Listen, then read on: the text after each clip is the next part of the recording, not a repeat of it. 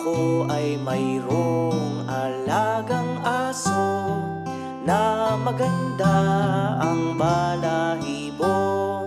Lalaruin siya at lalambingin, papakainin at mamahalin.